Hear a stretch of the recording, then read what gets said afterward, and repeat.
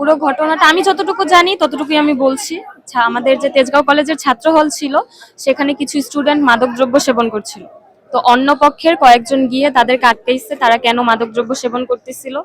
তো এটা আটকানোর পর ছাত্র দলের যে সভাপতি, সে এসে বিচার করে দেয়।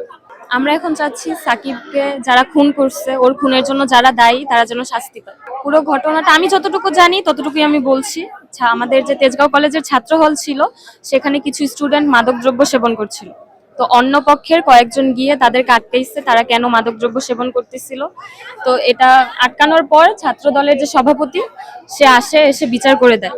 বিচার করে সে চলে যাওয়ার পর যারা মাদক সেবন করতেছিল, ইনফ্যাক্ট তাদেরকে যারা আটকাইছে তাদেরকে গিয়ে মারছে, যারা আর কি মাদক নিচ্ছিল।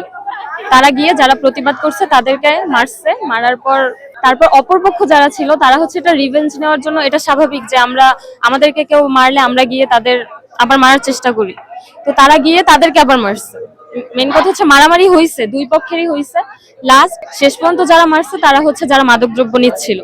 তারা তাদের মেইন তরুণ সেলিম ওনারাও ছিল সাথে, প্লাস ওনাদের সাথে আরো লোকজন নিয়ে এসে এমন ভাবে পিটাইছে হাতুড়ি দিয়ে। সাকিবুল ছেলেটা যে মারা গেছে, তাকে হাতুড়ি দিয়ে বাড়ি দেওয়া হয়েছে মাথার মধ্যে।